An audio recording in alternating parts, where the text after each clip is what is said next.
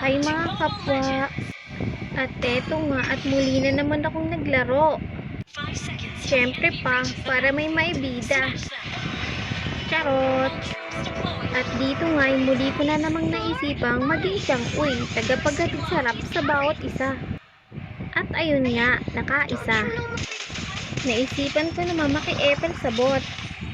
Dito nga ay pinipilit kong bigyan si Granger, kaya lang wala pa akong damage.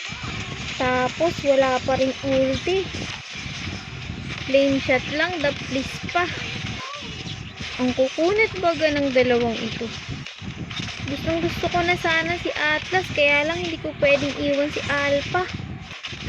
Mabuti na lang dumating si Magiting na paa, tinulungan ako. At ayun nga, early nga, gusto namin magpang-abot na lahat. Aggressive na aggressive ang pugitan ng landot doon. Buti na lang parang palo si Chang'e. Madulas hindi niya mahuli. At dito nga, habang gustong gusto ko si Parsa, meron palang nag-aabang na pugita. Maya nga, ayun, nagtagumpay siyang mahuli kami. Nanang yun, pusa talaga siya mambuhay. Ako naman, asa lang sa flame shot. Salamat talaga sa flame shot. Kamuntikan pa nga mabigyan ni Granger. Paborito talaga ako ng pugitang ito. Nakagamit pa ng ulting di oras. Uy, si Hana baby ko. At nalito pa nga si Parsa, na bigyan pa. Sa sobrang kalat ng mga katunggali, nalito na ang magic sarap kung saan naibudbud. Kay Atlas pa nga. Mabuti na lang dito, the please si Granger. Para rin akong pusa, siya mambuhay. At sumiklab ang batian sa gitnang daan. Mabuti na lang sa tuwing mag-ulti si Gatot, bakat na bakat sa lupa ang kanyang ulti. Nagagawa pa namin lumikas. At ayun, si Parsa na lang ang natira. Syempre pa, bibigyan namin yan ng munana. At dito nga, namataan ko, sinisipan nito sa puhet si Parsa. Yung lane shot ko, baka sakaling mapa sa akin. Hindi ako nagtagumpay, dito na lang. Ayun, nakaisa.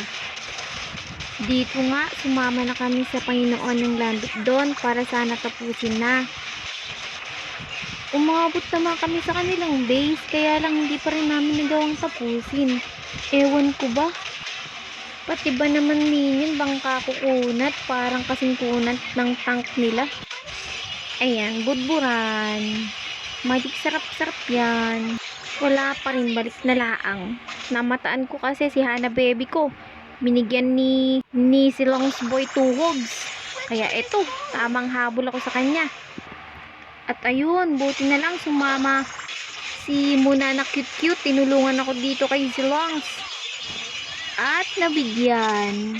Maya nga ay nakita ko nakabawi din si Hana Bebe sa kanya. At syempre pa, tuloy-tuloy pa rin ang tunggalian sa pagitan ng bawat isa. Si Gatot na lamang natira, kaya naman nahirapan na siya mag-dep. Syempre pa, sinamantala na namin. Ayun, natapos. Kaya naman, maraming salamat sa panonood mga kapwa. Hanggang sa muli. Paalam!